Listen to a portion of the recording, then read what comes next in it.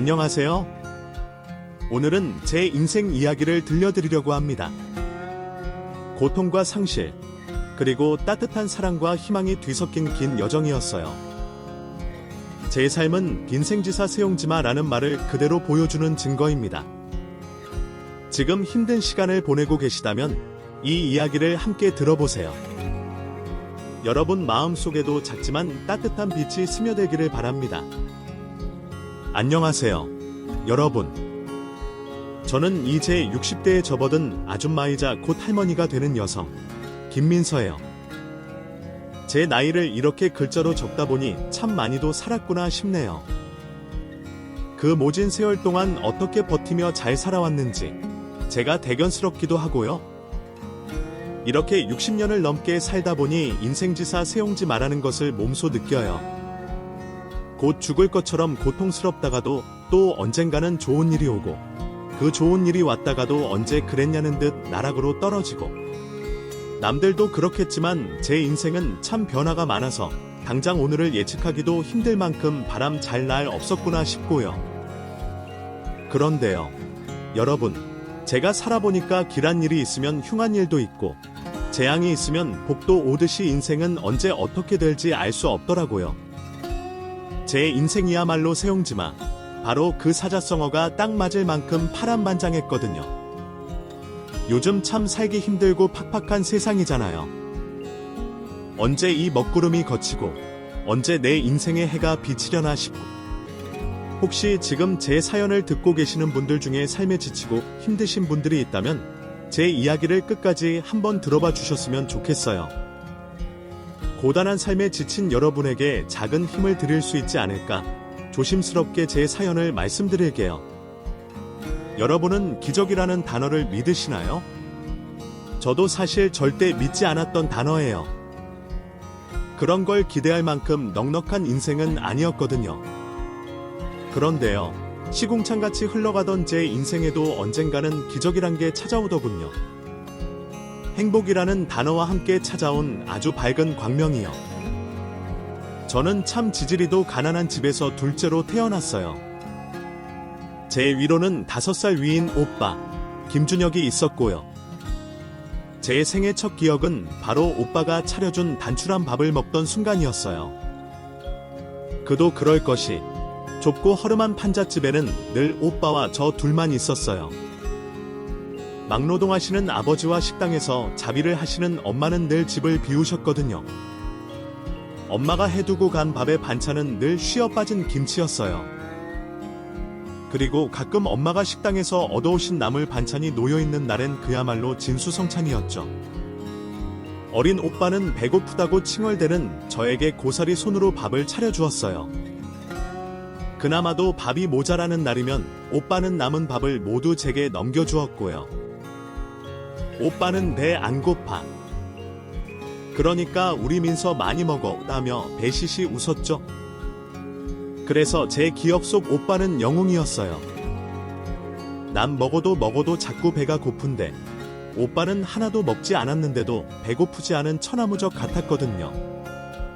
전 오빠가 세상에서 제일 멋지다고 생각하며 자랐습니다. 물론 지금 돌이켜 생각해보면 오빠는 제게 자기 밥을 다 넘겨주고 얼마나 배가 고팠을까 가슴이 미어지지만요. 어려운 살림에도 저희 남매는 참 돈독했어요. 어릴 땐 포대기에 오빠가 절었고 키웠을 만큼 제겐 또 다른 부모였죠. 가난해도 화목한 집이었어요. 배를 골아도 곁에 오빠와 부모님이 계시니 어린 저는 그저 좋기만 했죠. 그러던 어느 날이었어요. 제 인생의 첫 번째 불행이 찾아왔어요. 공사판에서 막일을 하시던 아버지가 사고를 크게 당하신 거예요. 곧장 병원으로 이송되는 도중 아버지는 숨을 거두시고 말아요. 엎친 데 덮친 격으로 아버지의 장례를 치르는 와중 어머니는 충격과 슬픔을 이기지 못하고 쓰러지셨어요. 곧바로 병원으로 옮겼지만 장례를 다 치르고 발인까지 끝내길 기다렸다는 듯 어머니도 아버지를 따라가십니다. 결국 저희 남매는 한순간 부모 없는 고아가 되어버린 거죠. 친인척들은 계셨지만 다들 사정이 좋지 못하셨어요. 모두가 못 살던 그때 저희 남매를 거두어갈 친척들은 없었어요. 그렇게 저희 남매는 막내 고모의 손에 이끌려 한 보육원으로 가게 됩니다. 제 나이 5살, 오빠 나이 10살 때였죠. 수녀원에서 운영하는 보육원이었는데 시설이 퍽 좋지 못했어요. 물론 다른 보육원과 비교해보지 못해 모르겠지만 그 당시 판자촌에서도 안 좋은 편이었던 저희 집보다도 낙후된 환경이었으니 말 다했죠. 아주 좁은 방에서 대략 30명의 아이들이 모여 잠을 잤는데 편하게 다리를 뻗기는커녕 몸을 뒤척이기도 힘들었어요. 그럴 때마다 오빠는 제 옆에서 민서야, 오빠 몸에 달라붙고 편하게 자라고 했어요. 늘 자신의 잠자리를 제게 내어주고 저는 조그맣게 웅크리고 잠을 청했죠. 마치 전쟁통처럼 북적이는 그 방 안에서 오빠만이 절 지켜주는 유일한 울타리였어요. 오빠는 제게 정말 오빠가 아닌 신 같은 존재였죠. 오빠가 곁에 있어서 참 다행이다. 어디 가서 살아도 우리 오빠만 있으면 괜찮겠다 생각할 정도로 큰 의지가 되었습니다. 그 보육원은 하루에 2끼를 급식 형식으로 줬어요. 보조금도 없이 운영하는 보육원은 언제나 식량이 모자랐죠. 그러다 보니 늘 급식은 밥알이 몇 개 떠있는 미음이나 죽이었고 그나마도 배를 채울 만큼이 되지 않아 저희 남매는 늘 배를 골아야 했습니다. 한창 클 나이의 아이들은 얼마나 배가 고팠겠어요.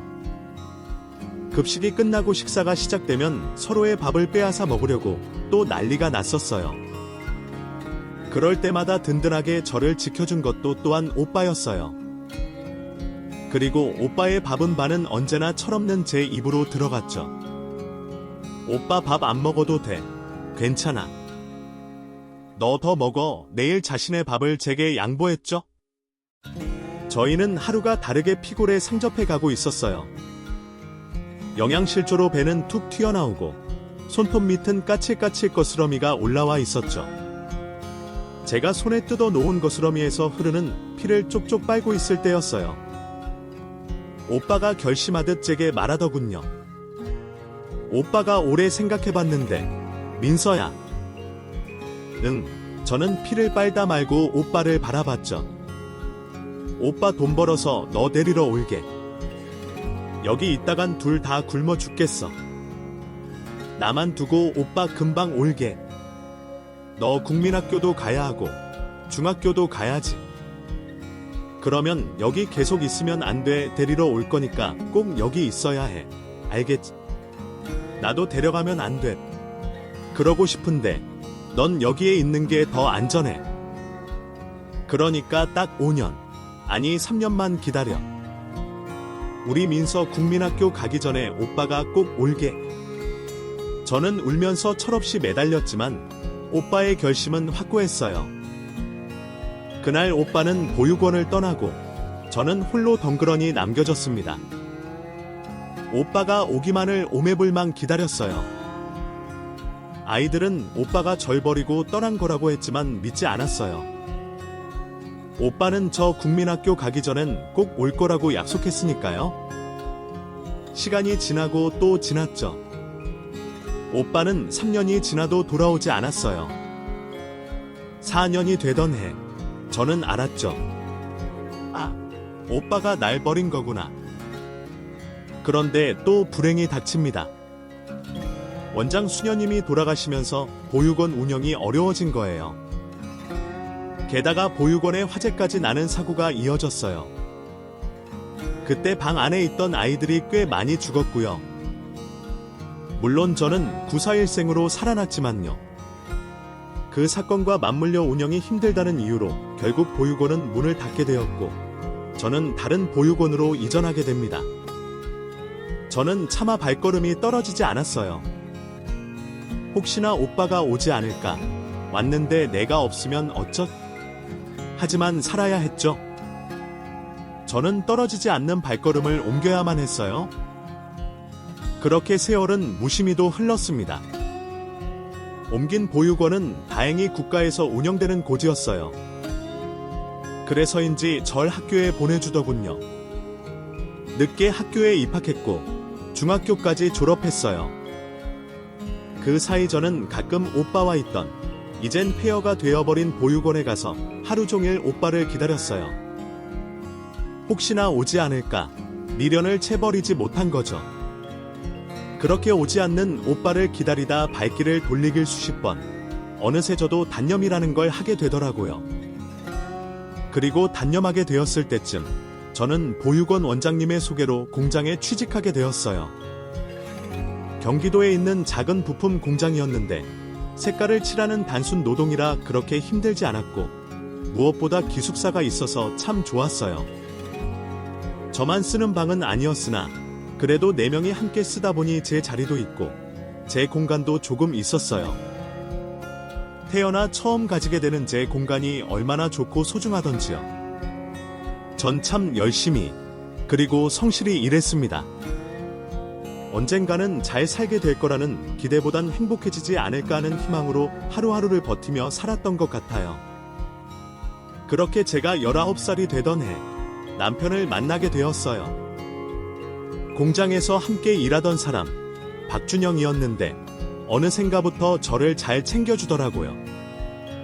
자기가 받은 간식도 챙겨서 제 주머니에 넣어주고 쉬는 날인데도 불구하고 나와서 제 일을 해주면서 좀 쉬라고 말해주고 참 따뜻한 사람이었어요.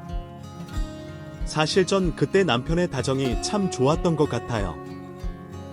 다른 남자를 만나본 적도 없었지만 무엇보다 오빠가 절 챙겨주던 모습 같아서 너무 좋았죠.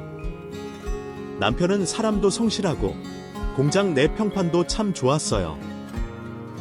게다가 조실부모로 혼자라는 점도 큰 공감대가 되었죠.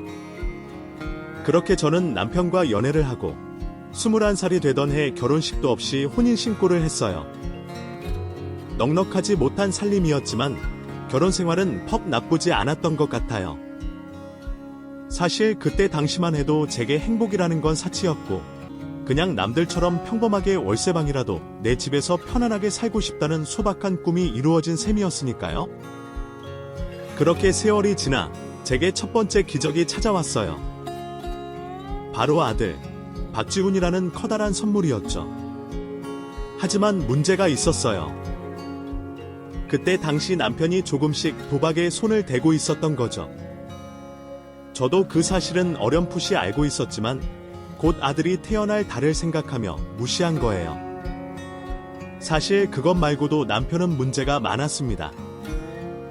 술을 먹고 돈을 가져오라며 손찌검을 한다거나 여자 문제를 일으키는 게 부지기수였거든요. 하지만 저는 꼭 참았어요. 아이를 아버지 없는 자식으로 키울 수는 없으니까요. 저 같은 환경에서 자라게 할 수는 없었으니까요. 그렇게 아이는 무럭무럭 자랐고요. 남편의 도박 판돈도 무럭무럭 커져갔어요. 월세 보증금을 야금야금 빼먹더니 결국엔 아이를 위해 들던 적금 통장에까지 손을 대더군요. 남편은 그 돈만큼은 건드리면 안 되는 거였어요. 사실은 우리 아들이 공부를 곧잘 했거든요. 서울에 있는 제일 좋은 4년제 대학을 갈 수 있다는 담임 선생님의 말씀도 있었어요. 애가 곧 대학에 들어갈 나이가 되어가는데 그 돈을 노름판에 써버리다니요. 저는 그때 굳은 결심을 합니다. 남편의 노름판에 찾아가서 급한 돈이라도 걷어와야겠다고 생각한 거죠. 그래서 억척스럽게 찾아간 곳은 작은 단칸방이었어요. 거창한 하우스라도 생각했던 저는 의아함에 조심히 문을 열었죠. 근데 저는 그 안에서 못 볼 걸 보고 맙니다. 노란 장판 위에 흩어진 새빨간 화투장, 구겨진 담요, 그 위에 뒤엉킨 남녀, 저를 보고 놀라 눈이 커다래진 남편, 그리고 한 젊은 여자. 저는 문을 쾅 닫고 그 자리를 도망치듯 나왔습니다. 그래도 계집질과 폭력은 참아왔던 제 인생이 한순간에 무너지는 기분이었어요. 남편이 바람을 핀다는 건 알았지만 직접 눈으로 목격하니 정말 세상이 무너져 내리더군요. 아들 등록금을 저 여자에게 가져다 바친 걸까? 생각이 여기까지 미치자 정말 저는 참을 수 없는 분노에 휩싸였어요. 그리고 제 아들을 위해서라도 저는 이혼을 결심하게 됩니다. 이혼이 참 간단하더군요. 20년 넘게 살을 접고 살았는데 도장 한 번 찍고 법원 몇 번 가니 그냥 남이 되더라고요. 남편도 어찌나 순순히 이혼해 주던지 제가 이혼하자고 하길 기다린 사람 같았어요. 지훈 대학 등록금 돌려줘. 저는 법원을 나서며 말했어요. 지가 아빠라면 그래도 그 돈은 주겠지라는 마지막 믿음은 있었던 것 같아요. 그렇지만 그 믿음은 남편의 이어진 말에 와장창 깨지고 말아요. 대학은 무슨 대학이야? 졸업하고 돈이나 벌라고 해. 그러면서 에이, 푼수에 맞게 살아야지. 대학은 무슨 하더니 길바닥에 돌을 뻥 차고는 가버리더군요. 저는 허탈하고 눈앞이 막막했습니다. 당장 먹고 살 일이 걱정이더군요. 오빠와 단둘이 보육원에 버려졌던 그때의 기분이 다시 되살아나는 듯했어요. 그땐 제 곁에 든든한 오빠가 있었고 지금은 아들이 있죠. 엄마, 내가 꼭 장학금 받아올게. 대학 포기하고 싶지 않아. 우리 엄마 호강시켜 드려야지. 그리 말해주는 아들에게 어찌나 미안하고 죄스럽던지 저는 밤새 소리 죽여 울었습니다. 그런데 참, 하늘은 무너져도 솟아날 구멍은 있더군요. 저와 함께 공장을 다니던 언니가 연락이 왔어요. 너 그 호로 새끼랑 헤어졌다며? 아유, 언니, 그래도 준영 오빠한테 호로 새끼가 뭐예요? 착해 빠져가지고는 젊은 년이랑 바람나서 아들 대학 등록금까지 홀라당 가져다 바친 놈이 무슨 오빠라고. 그래, 너 앞으로 어떻게 먹고 살 거야? 그러니까 눈앞이 막막해. 당장 애 입학이 코앞인데 등록금을 마련해야 하는데. 언니, 혹시 일자리 좋은 곳 없어? 안 그래도 그것 때문에 전화했어. 아는 언니가 일하던 곳이 있는데 서울에 있는 대저택 입주 가정부야. 언니도 평생 다니고 싶을 만큼 좋다고, 아깝다고 전화한 거야. 언니 이번에 아들로 인해 외국에 이민 가거든. 입주 가정부라. 별채에 따로 집이 있어서 지훈이랑 같이 들어가서 살아도 되고, 지훈 학교도 서울이라며. 통학도 어렵지 않게 잘 됐지? 월급도 꽤 괜찮고 사람들이 점잖단다.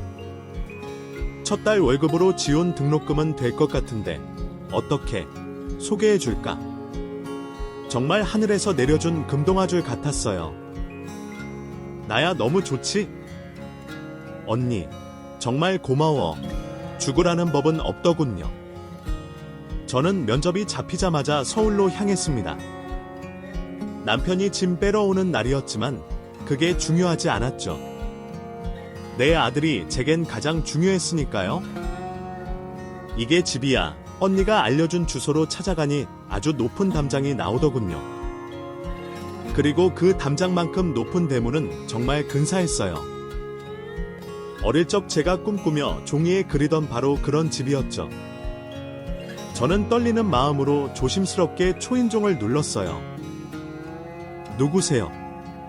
입주 가사 도우미 면접 보러 왔습니다.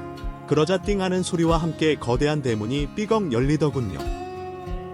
저는 마른 침을 꿀꺽 삼키고 집 안으로 들어섰죠. 곧장 집이 나올 줄 알았는데 담장 안의 세상은 정말 광활했어요. 아주 크고 푸릇하게 잘 가꿔진 정원을 한참이나 가로지르자 대저택이 나왔습니다. 눈이 휘둥그레진 저의 시선은 그 옆에 달린 별채에 닿았죠. 저기가 별채가 맞나 할 정도로 좋은 집이었어요. 겉으로 보기엔 지금까지 제가 살던 어떤 집보다도 좋아 보였죠. 저는 막 심장이 두근거리는 걸 느꼈어요. 꼭 이 집에서 일하고 싶다고 생각하면서 집 안으로 들어섰습니다. 이쪽으로 앉으세요. 효숙이 동생분 맞죠? 저를 소파로 안내한 인상 좋은 분이 언니의 친한 언니인 것 같았어요. 저는 네 하며 가볍게 눈짓했습니다. 사모님 곧 나오실 거예요. 여기 정말 좋아요. 손만 여물면 일하기 좋을 거예요. 그리 말하고 있는데 아주 멀리서 우아하게 차려입은 중년의 여성분이 걸어오셨어요. 먼 길 오시느라 수고했어요. 밝은 음성에선 기품이 느껴졌어요. 있는 사람은 그냥 몰라도 분위기가 난다더니 그 말이 떠올랐어요. 검소하게 차려입으신 옷에서도, 목소리에서도, 따뜻한 미소에서도 여유로움이 느껴지는 인상이었죠. 안녕하세요. 이야기는 대충 들었는데 이번에 아이가 아주 좋은 대학교 간다면서요. 그래, 가사 도우미 경력은 있으세요? 아니요. 없어요. 그런데 저 정말 잘할 수 있어요. 식혜만 주시면 모든 걸 열심히 할게요. 경력은 사실 딱히 중요하지 않아요. 가정주부를 살아온 게 경력이 아니겠어요? 사실은 지금 계신 아주머니께서 음식을 좀 가져다 주셨어요. 음식이요? 저는 놀라 물었죠. 네, 지금 아주머니께서 해주신 음식이요. 제 음식을 그리 말하고 생각해보니 얼마 전 효숙 언니가 저희 집에 들려 이것저것 반찬을 좀 싸준 기억이 나더군요. 기분 나빠하지 말아요. 우리 집 양반이 워낙 입맛이 까다로워서 음식을 많이 가리거든요. 그래서 어쩔 수 없이 미리 좀 맛봤어요. 네, 근데 남편이 아주머니가 해주신 음식을 너무 잘 먹어요. 엄마가 해준 음식 같다면서 그것만 됐다 싶어서 이렇게 불렀어요. 오늘은 면접이 아니고 같이 잘해보자고 부른 거예요. 하며 제 손을 꼭 잡으시더군요. 앞으로 잘 부탁해요. 아들 대학 등록금이 없다는 이야기도 들었어요. 일만 잘해주시면 아드님 대학 등록금은 앞으로 걱정할 필요 없이 저희가 다 해줄게요. 취직만으로도 감지덕지인데 등록금까지 내어주신다니 이런 은인이 다 있나 싶더라고요. 저는 연신 허리를 굽신거렸습니다. 앞으로 잘 부탁드려요. 감사합니다.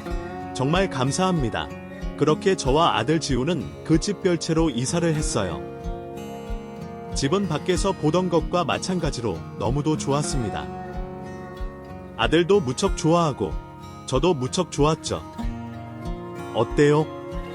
두 식구 살기엔 적당할 것 같기도 하고 조금 좁은가 걱정도 되고 그러네요. 이삿짐을 다 나르고 정리하고 있는데 사모님이 쟁반에 과일과 차를 내오셔서 말씀하시더라고요. 저는 손사래를 치며 고개를 가로저었습니다. 지금도 훌륭해요. 저 사실은 거실 있는 집 처음 살아봐요. 마음에 든다니 다행이에요.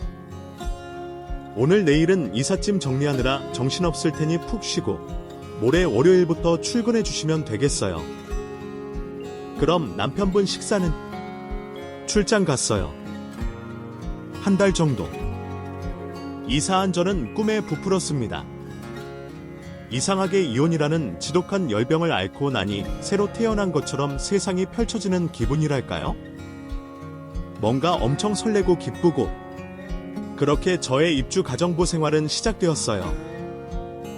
아침에 일어나 청소하고 밥하고 빨래하고 늘 하던 집안일이 좀 스케일이 커졌다 정도일 뿐 일은 크게 고되지 않았어요. 사모님 아드님도 까탈스럽지 않아 비위를 맞출 필요도 없었죠. 저는 묵묵히 제 일을 열심히 했어요. 그러던 어느 날이었어요. 내일 지훈 대학 입학금 내는 날 맞죠? 라고 사모님이 물으시더군요. 저는 놀라 눈을 동그랗게 뜨며 물었어요.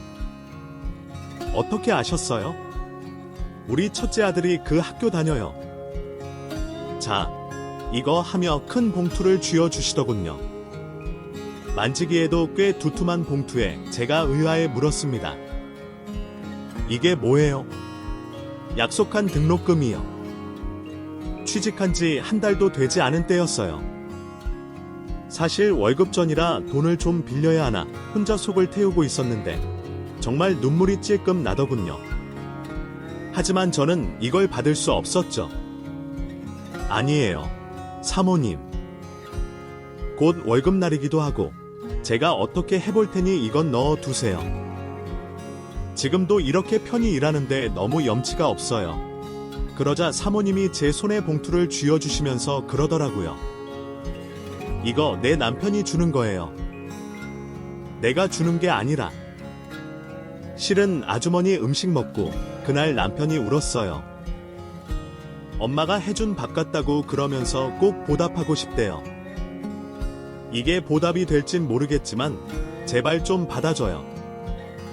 감사합니다.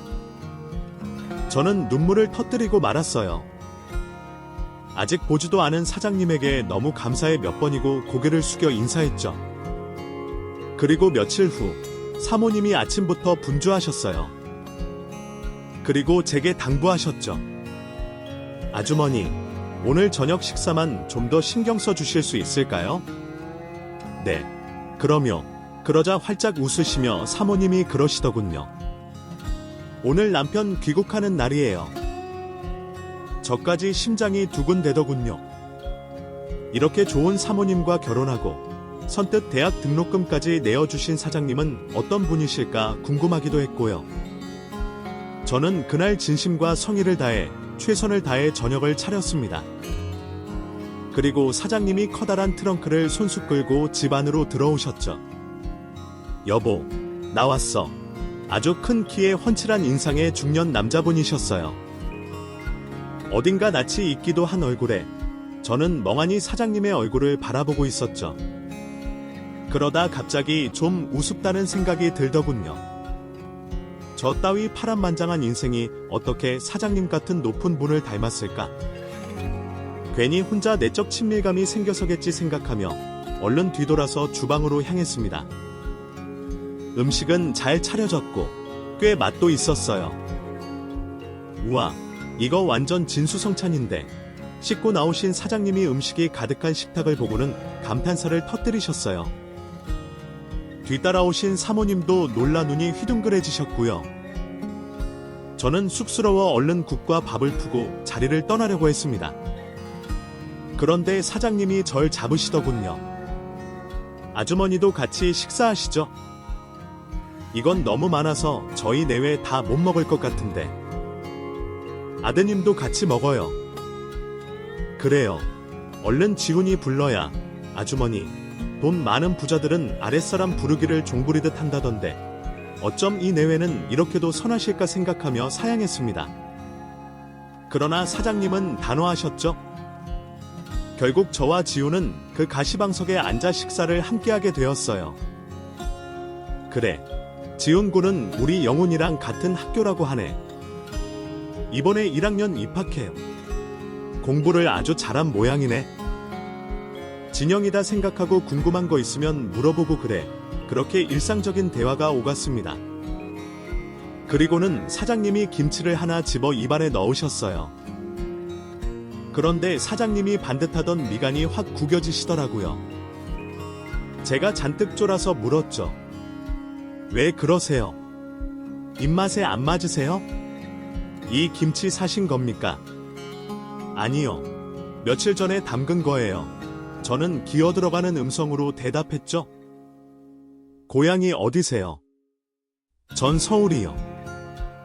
서울 김치인데 전라도 김치 맛이 나네요. 아, 네. 저희 어머니가 전라도 분이셨거든요. 어릴 때 어머니 뒤에서 보면서 배우던 게 아직 손에 익어서 그런가 봐요. 혹시 전라도 김치 싫어하시면 다시 담을게요. 죄송합니다. 제가 기어 들어가는 목소리로 이야기하자 사장님은 급히 손사래를 치셨어요. 아니요. 정말 좋아합니다. 저의 어머니도 전라도 분이셨거든요. 김치가 꼭 저희 어머니 김치 같은 맛이 나서 여쭤봤어요. 그 말에야 저는 안심했죠. 그리고 아주 쓸데없는 이야기를 해버립니다. 아, 그러셨구나. 그런데 저희 어머니는 일찍 돌아가셔서요. 그냥 보기만 한 정도라 그 맛은 못 따라가요. 아, 어머니가 일찍 돌아가셨어요. 안타깝게 물어보시는 음성에 저도 모르게 입을 놀리고 말았죠. 네, 아버지 사고로 돌아가시고 어머니가 그 충격으로 쓰러지셨다가 돌아가셨어요. 제 나이 5살 때네요. 그런데 그때 사장님의 눈동자가 커져요. 그리고 손에 들려있던 젓가락이 툭 하고 식탁 위로 떨어지죠. 저는 영문을 몰라 어리둥절해 있는데 굳어버린 사장님 대신 사모님이 넌지시 물으시더군요. 어린 나이에 안 됐네. 혹시 외동으로 크셨어요? 아니요. 오빠가 있었어요. 5살 위에. 얼굴 못 보고 산지는 몇십 년 됐어요. 어머. 사모님은 놀라져도 모르게 튀어나온 비명을 손으로 틀어막으시고는 새빨개진 눈으로 다시 제게 물어왔어요. 제가 아주머니 성함도 못 여쭤봤네요. 혹시 성함이 정숙크입니다. 세상에. 저는 도무지 영문을 알 수 없었어요. 놀라서 연신 입을 틀어막으시는 사모님과 눈물이 그렁그렁하신 사장님까지. 제가 무슨 말실수라도 했나. 정말 그 순간 뒷골이 서늘했을 정도였어요. 그때 사장님이 눈물을 그렁그렁 달고 물어보시더라고요. 혹시 그래서 보육원에 갔습니까? 네. 은혜 보육원이라고. 그런데 거기 불이 나서 문을 닫았어요. 그런데 왜? 민서야. 오빠야. 김준혁 오빠라고. 김준혁. 오빠의 이름이었어요. 네. 그 순간 사장님의 얼굴에 어린 기억 속 오빠의 모습이 겹쳤습니다. 많이 크고 늙었지만 왜인지 낯익던 얼굴은 사실 제가 기억하던 오빠의 얼굴이었던 거예요. 그날 즐거운 식사 자리는 결국 눈물의 재회 자리가 되었어요. 사연을 들어보니 보육원을 나간 오빠도 엄청나게 고생을 한 것 같더라고요. 자리를 못 잡아 저를 데리러 오지 못하고 5년째 되던 날 저를 데리러 갔는데 보육원은 이미 불에 타 폐허가 되어 있었고 아이들이 싹 다 불에 타 죽었다는 소문을 들었다고 해요. 결국 수소문 끝에 생존자 아이의 입에서 제가 사망했다는 소리를 들었다고 합니다. 시신을 찾으려고 노력도 해보고 혹시 살아있지는 않을까 찾아보았지만 화재로 다 타버려 자료는 없었고 방도가 없었대요. 오빠는 이게 다 가난 때문이라 생각하면서 이를 악물고 성공했고 이 자리에 올랐지만 저를 향한 죄책감과 그리움의 마음 한구석이 텅 비어 있었다고. 하긴 사모님도 그 사연을 다 알 정도이니 얼마나 많이 이야기하고 한을 품고 살았을까 싶더라고요. 그날 밤 저희 남매는 한참을 서로를 붙들고 울며 살아온 이야기를 했어요. 제 이야기를 다 듣던 오빠는 남편에 대한 분노를 치를 떨었죠. 그리고 자신이 좀 더 일찍 찾아야 했다며 자신을 자책했습니다. 당장 우리 집 2층으로 이사해. 오빠의 말에 깜짝 놀라 되물었죠. 이 집 2층으로요. 어차피 널 위해 지은 집이야. 내가 어릴 때 그렸던 그 집 모습을 재현하려고 엄청 노력했거든. 저는 그제야 왜 이 멋들어진 대저택이 낯설지만은 않았는지 깨달았어요. 나중에 크면 꼭 오빠랑 이런 집에 살 거야. 오빠는 1층, 나는 2층에서 같이 사는 거지. 어때? 어릴 때 오빠 앞에서 그리던 그림 속 그 집의 모습을 너무도 닮아 있었다는 것을 이제야 알아차렸습니다. 저는 그렇게 눈물을 쏟았는데도 또 눈물을 펑펑 흘렸습니다. 그래요, 아가씨. 이제 우리 같이 살아요? 두 남매 떨어져서 그리워했던 시간만큼 꼭 붙어서 살아요. 알겠죠? 그리 말하며 제 손을 꼭 잡는 새언니, 이혜진님이 어찌나 고맙던지요. 그렇게 저희는 별채에서 저택 2층으로 이사를 하게 되었어요. 제 인생은 그날부터 모든 것이 바뀌었죠. 한사코 싫다고 하는데도 오빠와 새언니는 차를 사주고 제 명의로 건물도 내어주고 좋은 옷과 좋은 가방을 사서 안겼습니다. 마치 한을 푸는 사람들처럼요. 너무 감사하면서도 이 갑작스런 호강이 얼떨떨해 어떻게 받아야 할지 알 수가 없었죠. 오빠 내외 덕분에 저와 제 아들 지우는 빠르게 가난의 묵은 때를 벗어갔습니다. 그 집안에서의 모든 생활이 행복했어요. 그런 행복이 지속될수록 저의 마음 한편은 불안함이 스멀스멀 피어났어요.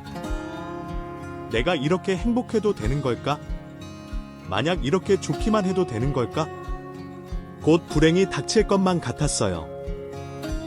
그리고 안 좋은 예감은 늘 맞아 떨어지죠.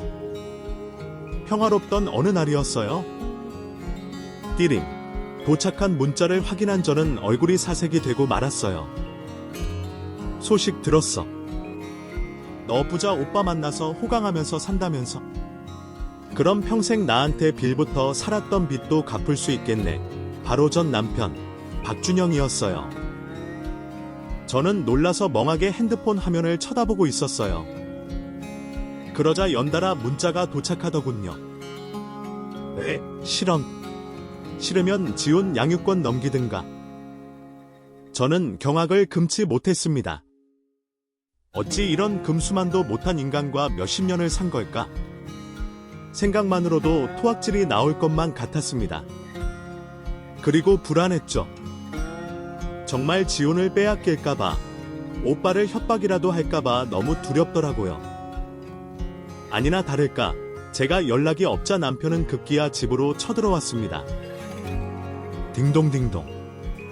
새언니와 함께 정원 테이블에 앉아서 차를 마시던 저는 갑작스런 초인종 소리에 대문으로 향했습니다. 누구세요? 택배나 우체국 기사님은 보통 차고나 우편함에 두고 가시거든요. 딱히 올 사람이 없는데 누구지 하며 대문을 연 저는 눈앞에 있는 익숙한 얼굴에 화들짝 놀라고 맙니다. 바로 남편이었죠. 오랜만이네. 아휴, 아주 신수가 환하게 폈구나. 사색이 된 저는 서둘러 문을 닫으려 했죠. 당장 꺼지지 못해. 여기가 어디라고 찾아와. 그러자 남편이 우악스러운 힘으로 집 안으로 밀고 들어왔어요. 왜? 내가 내 마누라 집도 못 가. 비켜봐. 저는 바닥으로 쓰러지고 저를 훌쩍 넘은 남편은 성큼성큼 집 안으로 향했습니다. 갑작스럽게 찾아온 낯선 남자의 등장에 새언니도 놀라긴 마찬가지였죠. 어머, 누구세요? 아이고, 안녕하십니까? 저는 우리 민서 남편이자 우리 지훈 아버지입니다. 쪽으로 들어가면 되나 하면서 말리는 새언니를 밀치고 막무가내로 집 안으로 문을 열고 들어갔습니다. 아니나 다를까 더러운 신발을 벗어던진 남편은 거실 중앙에 떡하니 누워있더군요. 돈을 주지 않으면 나가지 않겠다는 작태였죠. 작정을 하고 온 것 같았어요. 정말 저는 미칠 것만 같아 발을 동동 굴렀고 새언니는 황급히 오빠에게 전화를 했어요. 벌떡 자리에서 일어선 남편은 아이고 배고프다 하면서 주방에서 제멋대로 음식을 꺼내 먹더군요. 개걸스럽게 밥을 먹어치운 남편이 2층으로 성큼성큼 올라갈 때까지 저희는 말리지도 못하고 발을 동동 구르고 있었어요. 남자의 힘을 말릴 수도 없었고 막무가내로 구는 남편이 어떻게 여자에게 폭력을 휘두르는지 누구보다 잘 알고 있었으니까요. 그렇게 시간이 지나고 남편이 2층 제 방 침대에서 드렁드렁 코를 골며 잠을 자고 있을 때였어요. 도착한 오빠는 분노가 치밀어 올라 눈가가 시뻘겋더군요. 이 새끼 어디 있어? 2층, 그러자 성큼성큼 계단을 뛰어 올라간 오빠는 침대에서 코까지 골며 잠든 남편을 확인했습니다. 그리고 당장 욕실로 가서 차가운 물을 양동이에 담아갔죠. 촤! 오빠가 거침없이 뿌린 찬물에 푸어하며 잠에서 깨어난 남편이 화들짝 몸을 일으켰어요. 또 이게 뭐야? 갑자기 맞은 물벼락에 남편은 놀라 잠에서 덜 깬 눈만 껌벅껌벅 거렸습니다. 너, 박준영이 내 동생 등골 빼먹으면서 평생 노름비대 시달리게 한 놈이 내 놈이구나. 뭐요? 가난하게 사는 고한현 고도 주제에 누군데? 고한현. 오빠의 그런 무서운 모습은 처음 봤습니다. 오빠는 어금니를 으득 씹고는 주먹을 말아쥐었죠. 너, 내가 어떻게 이 자리까지 올라온 줄 알아? 너 같은 새끼는 땅에 그냥 조용히 묻어버릴 수 있어. 너, 내 동생 때리기까지 했다면서. 어디야? 여기야. 오빠의 주먹은 거침없이 남편의 눈두덩이로 꽂혔습니다. 왜? 너도 맞으니 아프니? 오빠, 그만해. 오빠도 똑같은 사람 되지 마. 저는 오빠를 필사적으로 뜯어말렸습니다. 그리고 오빠는 곧 씩씩거리며 말하던 주먹에 힘을 풀었죠. 너, 민서 때문에 목숨 부지하는 줄 알아. 오빠는 소파에 앉아 있었고 전 남편은 그 앞바닥에 무릎을 공손히 꿇고 앉아 있었습니다. 저와 새언니는 그 모습을 가만히 지켜보고 있었고요. 아, 박준영. 매 한방에 저렇게 인간이 온순해질 줄이야. 천하의 망난이었던 남편은 완전 온순한 양이 되어 대답하더군요. 지금 너 가택 침입죄로 감옥에 집어넣을 수도 있어. 물론 없던 죄도 만들어 추가할 수 있지. 네, 내가 인맥이 좀 넓거든. 조직폭력배, 경찰, 검찰. 너 같은 쓰레기 새끼 하나 매장하는 건 일도 아니지. 널 감옥에 쳐넣을지 땅속에 파묻을지 고민하고 있다는 뜻이고 오빠의 음성이 무서웠어요. 늘 자상하기만 하던 오빠의 모습이 낯설 만큼 차갑고 냉정했죠. 그런데 가만히 생각해 보니까 너 같은 인간 말종에게 쓰는 시간이 아깝다. 이렇게 자리에서 그냥 죽여줄까? 아니면 곧장 내가 있던 시궁창으로 돌아가서 다시는 얼씬거리지 않을래. 그 오빠의 기세가 얼마나 무섭고 차갑던지 남편의 움츠려든 어깨가 달달 떨리더군요. 오빠는 그런 전 남편에게 비소를 흘리며 덧붙였습니다. 생각해보니까 안 되겠다. 그냥 파묻어 버려야지. 내 동생한테 했던 짓을 생각하니까 네가 살아있는 꼴을 볼 자신이 없네? 아마 그 순간 오빠의 말이 진심이라는 건 그 자리에 모든 사람이 느꼈을 겁니다. 제 척추가 곤두설 정도로 서늘하고 감정 없는 목소리였거든요. 아이고, 형님, 죄송합니다. 잘못했습니다. 다시는 사실은 코빼기도 보이지 않을게요. 한 번만 살려주십시오. 한 번만요. 그러자 오빠가 남편의 머리채를 잡아 뒤로 꺾으며 귓가에 속삭였습니다. 너 오장육부가 다 뜯겨나가는 고통을 느껴본 적 있어? 없지? 죽고 싶은데 절대로 죽지를 못해. 제발 죽고 싶다고 싹싹 빌게 될 만큼 고통스럽지. 어때? 한번 겪어볼래? 좋은 경험이 될 텐데. 남편은 이미 그 고통을 겪고 있는 사람처럼 비명을 질러댔습니다. 평소에도 겁이 많은 남자인데 바지를 보니 가랑이 사이가 축축하게 젖어 있더군요. 오줌까지 질질 싸며 도망치듯 밖으로 달아나는 남편의 뒷모습을 바라보는데 그동안 쌓였던 울분이 씻겨 내려가는 기분이더라고요. 그런데 그때 제 등 뒤에서 새언니의 웃음소리가 들려오기 시작했어요. 깔깔깔, 재미있다는 듯이 넘어가는 웃음. 새언니는 뭐가 그리 웃긴지 자꾸 웃었어요. 아니, 뭐가 그렇게 웃겨요? 저 지금 무서워서 혼났어요. 그러자 새언니가 어이없다는 듯 오빠를 쳐다보면서 그러더군요. 자기, 연기 잘한다. 오장육부를 어쩐다고. 미치겠다, 진짜. 그러자 오빠가 멋쩍게 웃더군요. 내가 요즘 느와르 영화를 하도 많이 봐서. 어때? 그럴듯했어. 나도 저렇게까지 속아 넘어갈 줄은 몰랐네? 지금 이 상황이 다 오빠의 연기였던 거예요. 저만큼 속아 넘어갈 만큼 감쪽 같은 연기였던 거예요. 아유, 아가씨, 걱정하지 말아요.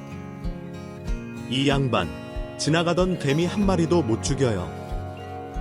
뭐, 어쨌든 덕분에 저 새끼 다시는 얼씬도 못하겠네. 우리 셋은 한참이나 웃었습니다. 오줌까지 지리던 남편의 모습은 아직도 떠올리면 웃음이 날 지경이에요. 남편은 정말 쥐 죽은 듯 살았고 들리는 소문으로는 노름비대 오른쪽 손목을 잃었다고도 하고 어디서 진짜 죽었다고도 하는데 진짜 소문이 뭔지 저도 잘 모르겠네요.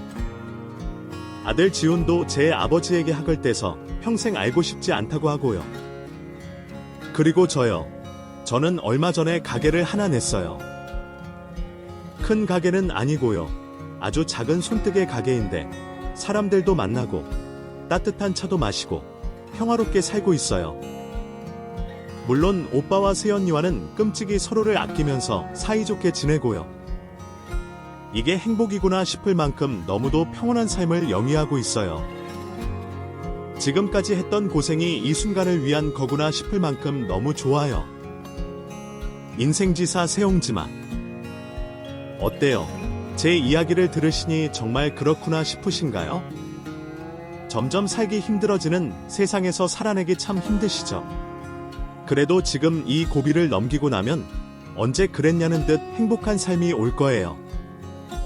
저처럼 박복한 사람도 그랬는데 행운을 가득 안고 태어나셨을 여러분은 어떻게 되겠어요? 그러니 지금 조금 힘들어도 조금만 견디자고요. 추운 겨울이 지나야 꽃피는 봄이 오듯이 지금 당신의 삶의 고난은 곧 찾아올 따뜻한 봄을 위한 거니까요. 여러분들께 저의 이야기가 오늘 조금 더 힘을 낼 수 있는 원동력이 되길 기도하면서 저는 사연을 여기서 마칠게요. 감사합니다. 끝까지 제 이야기를 들어주셔서 정말 감사합니다. 인생은 완벽하지 않지만 모든 시련 속에는 다시 시작할 수 있는 기회가 숨겨져 있어요. 이 이야기가 여러분의 마음에 작은 울림이 되었다면 좋아요, 구독, 그리고 공유 부탁드립니다. 다음 영상에서 또 만나요. 언제나 건강하고 평안하시길 바랍니다.